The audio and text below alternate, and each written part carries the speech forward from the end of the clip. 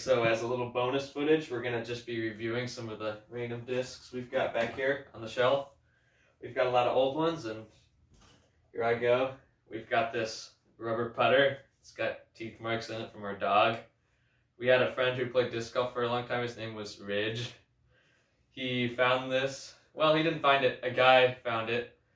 We were all the way at one end of the course. He sprinted all the way back to his car to just give it to Ridge. He gave it to Ridge, and he putted with it for like a year. And then he gave up disc golf because he got busy. But yeah, it's got some nice use. Doesn't feel good on the rim. Super pointy. No ink. Pretty nice disc.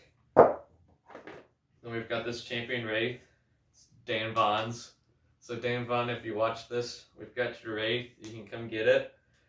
We have a youth pastor who came out and played like 2 holes with us one time. And he was like, oh yeah, I found this disc like 2 years ago. So he brought it out to us. And it was Dan Vaughn's Wraith. And yeah, it's a pretty good one. I've thrown it a few times. Put it on a nice little hyzer and it'll flip up and turn. And does all that jazz and stuff. But yeah, this is a nice one here. We've got glide holes. So my brother Zach wanted to see what would happen if you drill holes in a disc. So the original hole is just these 3, but we've slowly added on. We've done some drill marks in the sides here. We colored it with glow-in-the-dark paint. We burnt it here with a lighter, made a bubble in it to see what that would do. Yeah, before it was a pretty nice pre-Mac Truth prime plastic, nice and overstable, flat top, but yeah, it's lost a glide for sure, so I don't really know why we call it glide holes, but yeah, that was fun.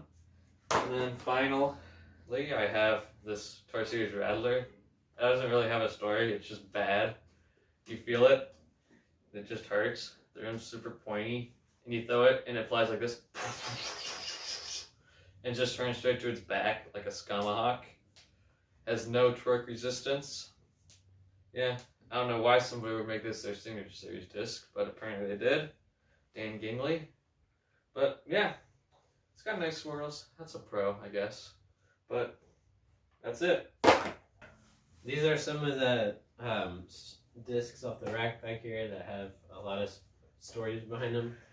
This one, we threw over the fence. We lost it, didn't know where it was about half a year ago, and people whose yard it was in, they just threw it back over.